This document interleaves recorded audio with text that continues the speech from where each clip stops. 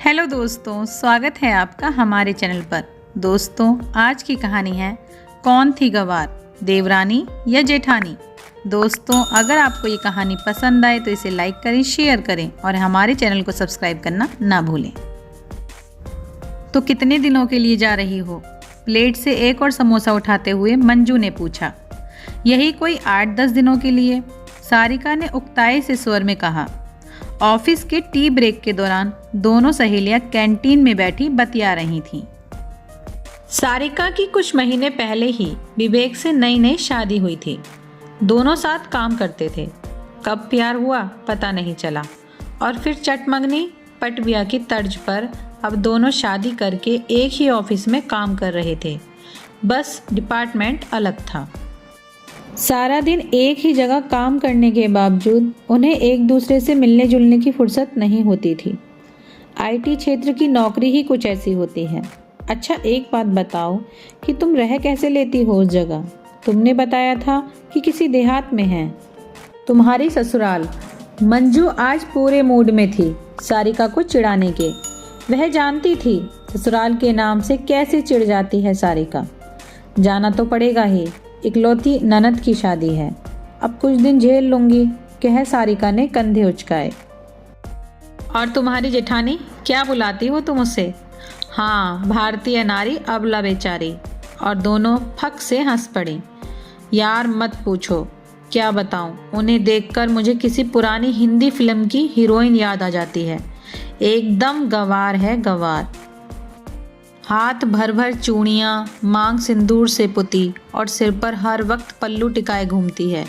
कौन रहता है आज के ज़माने में इस तरह? सच कहूँ तो ऐसी पिछड़ी औरतों की वजह से ही मर्द हम औरतों को कमतर समझते हैं। पता नहीं कुछ पढ़ी लिखी है भी या नहीं। खैर, मुझे क्या, काट लूँगी कुछ दिन किसी तरह। चल, टाइम हो गया है, बॉस घूर रहा है। और फिर दोनों अपनी अपनी सीट पर लौट गईं। सारिका शहर में पली बड़ी आधुनिक लड़की थी। विवेक से शादी के बाद जब उसे पहली बार अपनी ससुराल जाना पड़ा तो उसे वहाँ की कोई चीज़ पसंद नहीं आई। उसे पहले कभी किसी गांव में रहने का अवसर नहीं मिला था। 2 दिन में ही उसका जी उब गया। उस ठेठ परिवेश में 3-4 दिन रहने के लिए विवेक ने उसे बड़ी मुश्किल से राजी किया था। शहर में जीन्स टॉप पहनकर आजाद तितली की तरह घूमने वाली सारिका को साड़ी पहन, घूंघट निकाल, छुई मुई बनकर बैठना कैसे रास आता। ससुराल वाले पारंपरिक विचारों के लोग थे। उसे ससुर जेठ के सामने सिर पर पल्लू रखने की हिदायत मिली। सारिका की सास पुरातन पंथी थी, मगर जेठानी नंदिनी बहुत सुलझी हुई थी। छोटी ननद प्रीति नई भाभी के आगे पीछे घूमती रहती थी। सारिका गांव की औरतों की सरलता देख हैरान होती। वह खुद दिल की बुरी नहीं थी, मगर ना जाने क्यों पारंपरिक औरतों के बारे में उसके विचार कुछ अलग थे। सिर्फ घर गृहस्थी तक सीमित रहने वाली ये औरतें उसकी नज़रों में एकदम गंवार थीं। शहर में अपनी नई अलग गृहस्थी बसाकर सारिका खुश थी। यहाँ सास ननद का कोई झंझट नहीं था। जो जी में आता वह करती, कोई रोकने टोकने वाला नहीं था। विवेक और सारिका के दोस्त वक्त बेवक्त धमक जाते। घर पर आए दिन पार्टी होती। दिन मौज मस्ती में गुजर रहे थे। कुछ दिन पहले ही विवेक की छोटी बहन प्रीति की शादी तय हुई थी। शादी का अवसर था। घर में मेहमानों की भीड़ जुटी थी। गर्मी का मौसम, उस पर बिजली का कोई ठिकाना नहीं होता था। हाथ पंखे से हवा करते करते सारिका का दम निकला जा रहा था। एयर कंडीशन के वातावरण में रहने वाली सारिका को सिर पर पल्लू रखना भारी लग रहा था।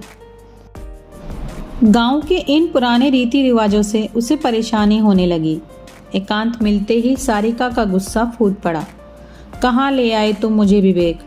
मुझसे नहीं रहा जाता ऐसी बीहड़ जगह में। ऊपर से सिर पर हर वक्त यह पल्लू रखो।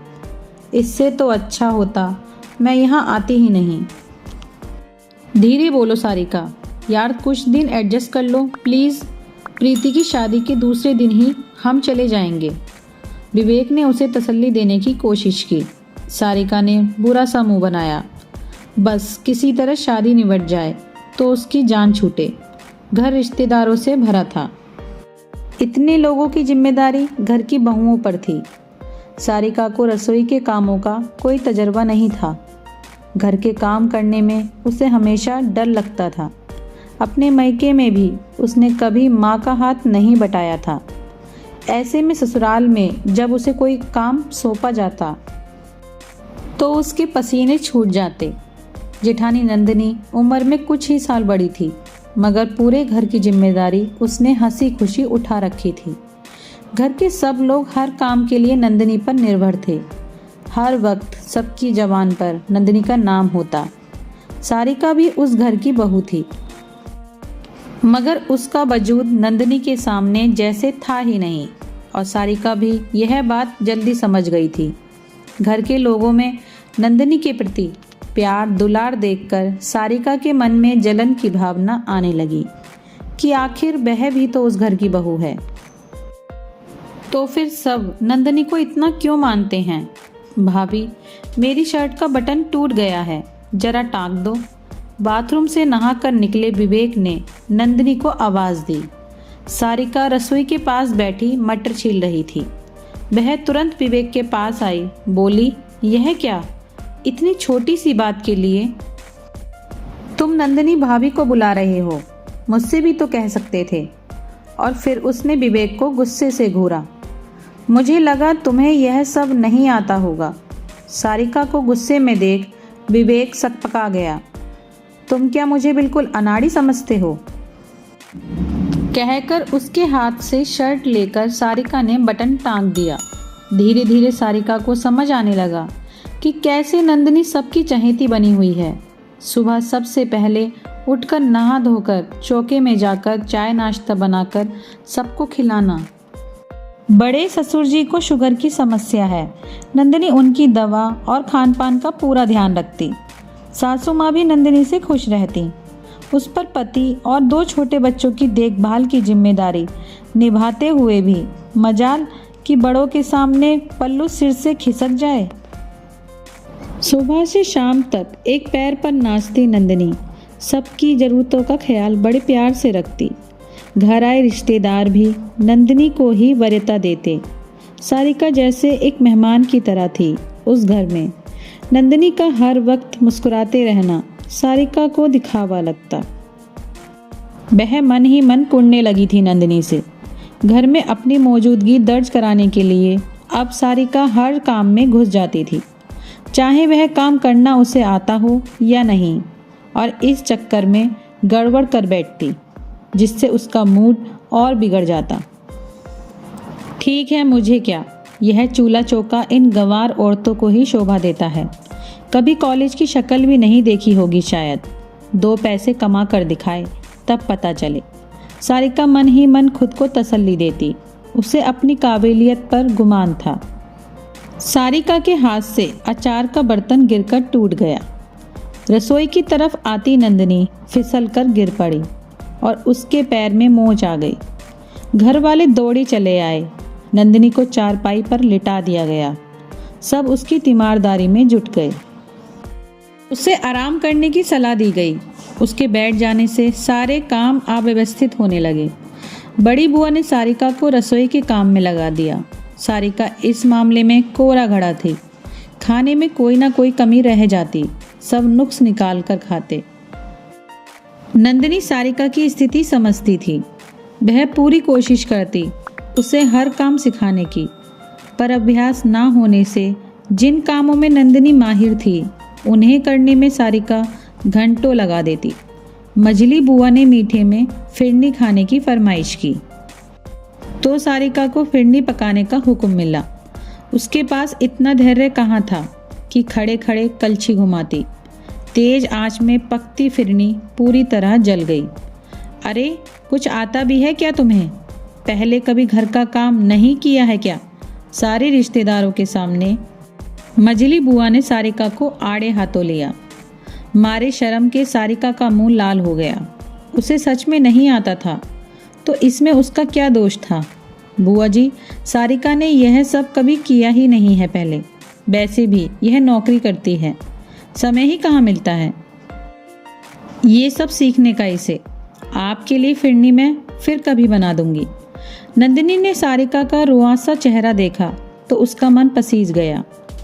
ननद प्रीति की शादी धूमधाम से निपट गई। रिश्तेदार भी एक एक करके चले गए। अब सिर्फ घर के लोग रह गए थे। नंदिनी के मधुर व्यवहार के कारण सारिका उससे घुल मिल गई थी। नंदिनी उसके हर काम में मदद करती। 2 दिन बाद उन्हें लौटना था। विवेक ने ट्रेन के टिकट बुक करा दिए। एक दिन दोपहर में सारिका पुराना एल्बम देख रही थी। एक फोटो में नंदिनी सिर पर काली टोपी लगाए काला चोगा पहने थी। फोटो शायद कॉलेज के दीक्षांत समारोह का था।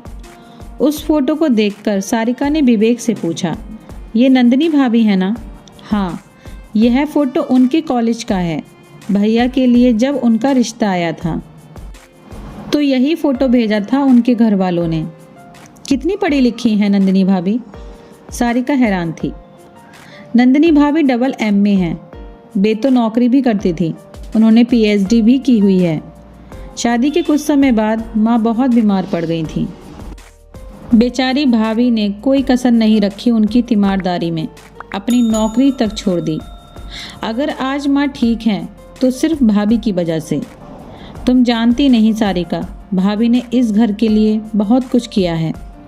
वे चाहती तो आराम से अपनी नौकरी कर सकती थी, मगर उन्होंने हमेशा अपने परिवार को प्राथमिकता दी।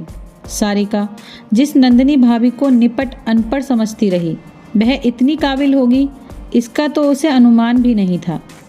पूरे घर की धुरी बनकर परिवार संभाले हुए नंदिनी भाभी ने अपनी शिक्षा का घमंड दिखाकर कभी घर गृहस्थी के कामों को छोटा नहीं समझा था।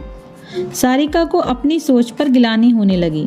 उसने आधुनिक कपड़ों और रहन सहन को ही शिक्षा का पैमाना माना था। अरे भाई, कहाँ हो तुम लोग? बिट्टू के स्कूल के प्रोग्राम में चलना नहीं है क्या? कहते हुए नंदिनी भाभी सारिका के कमरे में आईं। हाँ भाभी, बस अभी 2 मिनट में तैयार होते हैं। सारिका और विवेक हड़बड़ाते हुए बोले। बिट्टू को अपनी क्लास के बेस्ट स्टूडेंट का अवार्ड मिला। हर विषय में वह अव्वल रहा था। उसे प्राइज़ देने के बाद प्रिंसिपल ने जब माँ बाप को स्टेज पर 2 शब्द कहने के लिए आमंत्रित किया तो सकुचाते हुए बड़े भैया बोले, नंदिनी तुम जाओ, मुझे समझ नहीं आता कि क्या बोलना है। बड़े आत्मविश्वास के साथ माइक पकड़े नंदिनी भाभी ने अंग्रेजी में अभिभावक की जिम्मेदारियों पर जब शानदार स्पीच दी तो हॉल तालियों की गड़गड़ाहट से गूंज उठा।